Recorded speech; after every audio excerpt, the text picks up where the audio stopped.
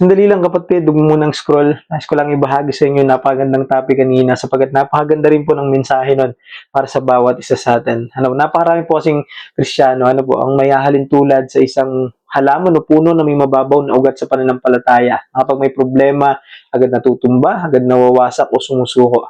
Alam niyo po kung bakit kapatid? Dahil hindi sila rooted sa Panginoong Jesucristo. At ikaw kapatid, bilang Kristiyano, ikaw ba ay rooted kay Christ o rooted ka sa sarili mo?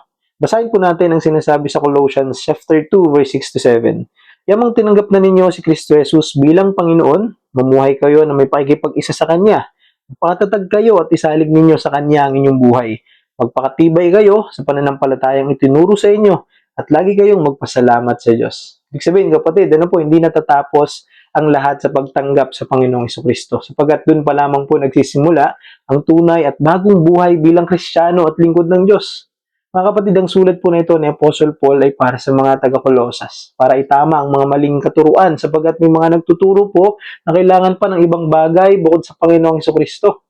Pero kapatid, napakalinaw po ng mensahe ng Panginoong Jesucristo lamang ang tanging sapat at sa kanya po lamang dapat tayo nakaugat o nakaroot. Napakarami pong magagandang bagay na makakamta natin pag rooted po o nakaugat po tayo sa ating Panginoong Jesucristo. Una, pag rooted po tayo sa Panginoong Hesus, nagkakaroon po tayo ng deep connection sa Kanya. Hindi lang po every Sunday tayo nagiging Christian, kundi araw-araw. Araw-araw nagagawa po nating maglingkod at sumunod sa kalooban ng Diyos. Sabi nga po sa John chapter 15 verse 5, ako ang puno ng ubas. Kung hiwalay kayo sa akin, wala kayong magagawa. Pangalawa, nagkakaroon po tayo ng firm foundation o matatag na buhay spiritual. Sabi nga po sa Matthew chapter 7 verse 24 to 25, ang matalinong tao ay nagtayo ng bahay sa bato. Kahit may bagyo, hindi po ito bumagsak. Ganon din po tayo bilang mga Kristiyano. Kapag rooted po tayo kay Christ, hindi po tayo basta-basta matitinag o susuko. Pangatlo, when we are rooted in Christ, we are also growing in faith.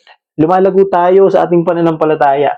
Kaya nga po ang sabi doon, magpakatibay kayo sa pananampalataya. Sabagat lalago lang po ang ating pananampalataya at spiritual na buhay kung tayo po ay nakaugat sa ating Panginoon. Dito po lumalago ang bawat tunay na believer. At pang-apat, nagkakaroon o nakakaramdam po tayo ng overflowing na pasasalamat sa Diyos. Sabi po dito, lagi kayong magpasalamat sa Diyos. At magiging thankful lang po tayo sa lahat ng bagay at kalooban ng Diyos sa buhay natin, kahit may problema, kahit sa gitna ng karamdaman o ano paman. Kung tayo po ay rooted o nakaugat sa ating Panginoong Jesucristo, siya po magpupuno ng puso natin ng pasasalamat at hindi po reklamo. Kaya po ng isang puno na may malalim ang ugat, kahit na may bagyo, ay nananatili pa din pong nakatayo. Ganon din po ang ating buhay na nakaroot kay Jesus. Kahit may matinding kahirapan, problema, karamdaman, hindi po tayo madaling matinag. Dahil nga po nakaugat tayo sa Panginoon at mas lalo pa po niya tayong pinapalakas at pinapatibay. Kaya po ang hamon nito sa bawat isa sa ating mga kapatid. Ganuin mo ang sarili mo. Rooted pa po ba kayo sa Panginoong Hesus o rooted ka pa rin sa sarili mong kakayanan at lakas? Kung gusto po nating maging matatag, palagi po tayong manatili sa salita ng Diyos. Manalangin po tayo araw at gabi. At mamuhay po tayo na konektado sa ating Panginoong Hesus. Tandaan po natin kapatid, na hindi po sapat na kilala lang natin ang Panginoong Jesucristo. Kailangan po natin ng connection sa Kanya, ng relasyon sa Kanya. Dahil sa dulo, mga kapatid, ng Panginoong Jesucristo lamang ang pundasyon, lakas at buhay ng bawat isa. Amen?